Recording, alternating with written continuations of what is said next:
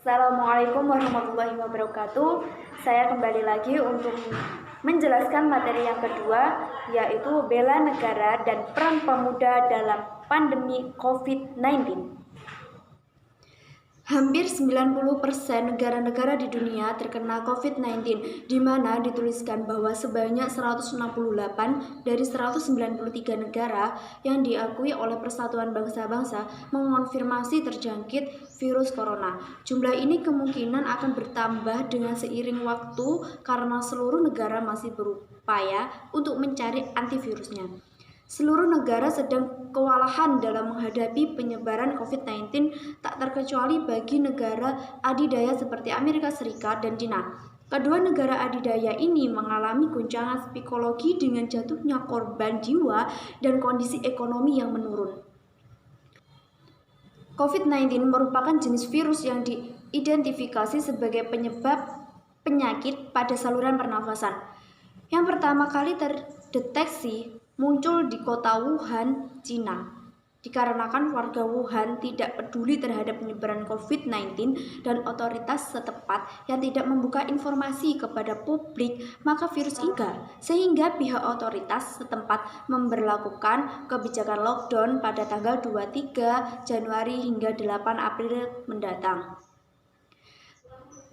Kasus pertama COVID-19 di Indonesia adalah seorang WNI yang berinteraksi dengan rekannya, seorang warga negara Jepang yang kemudian didiagnosa positif terjangkit COVID-19.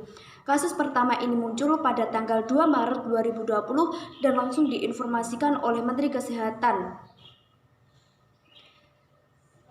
Setelah itu, kasus penyebaran COVID-19 terus berkembang hingga tanggal 25 Maret 2020 sampai sekarang di Indonesia tercatat terkonfirmasi positif COVID-19.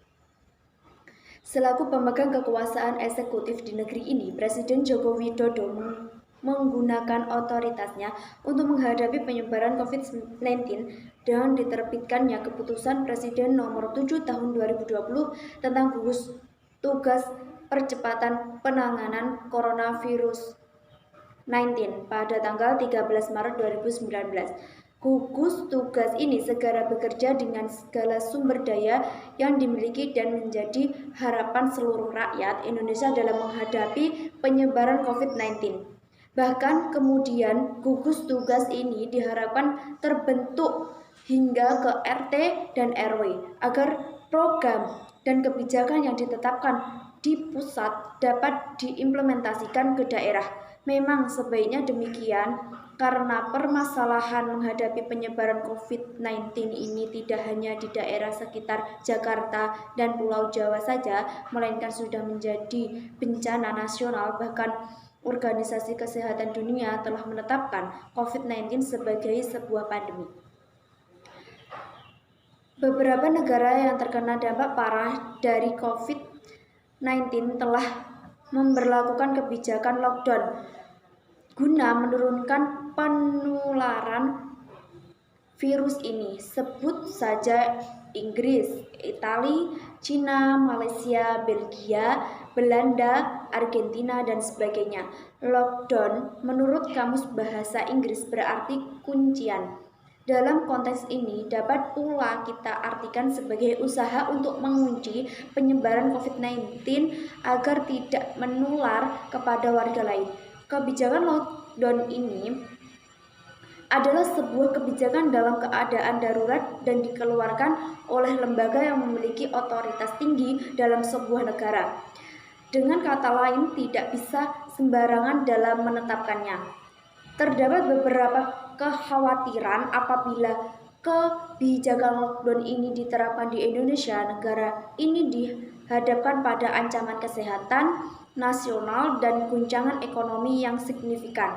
Oleh sebab itu, sudah sepatutnya pemerintah sebagai otoritas yang berwenang mengkaji kemungkinan dan kebijakan lain selain melakukan lockdown.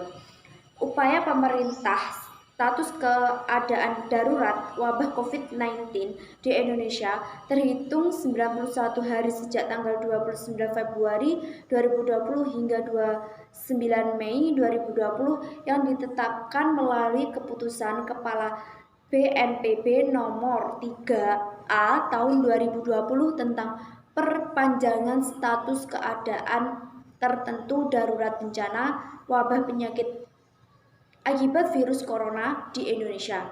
Hal ini kemudian memunculkan sederet kebijakan edaran dan himbauan dari pemerintah baik dari pusat maupun daerah. Dalam hal informasi, kita juga terbantu dengan banyaknya infografis atau informasi dalam bentuk gambar yang dibuat oleh pemerintah berbagai instansi. Non-pemerintah, informasi terkait penanggulangan dan penyebaran COVID-19 ini tersebar luas di berbagai media sosial.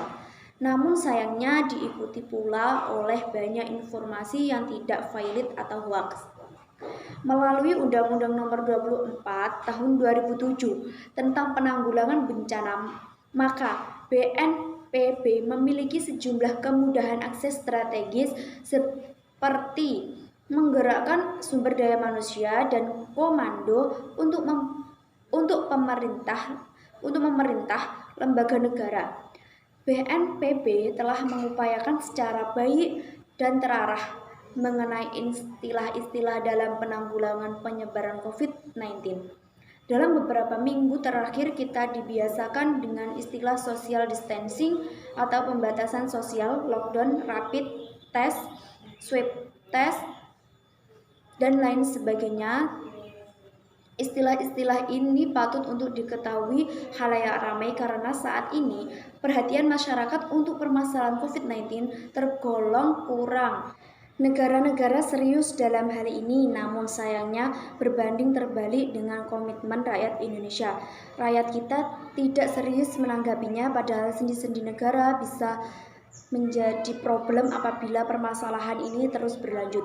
Dari permasalahan ini seharusnya muncul semangat bela negara, karena dengan adanya rasa cinta pada bangsa dan negara, maka dapat menumbuhkan perasaan rela berkorban, taat pada aturan atau himbauan, berpikir jangka panjang, mengutamakan kepentingan umum dan eksistensi negara.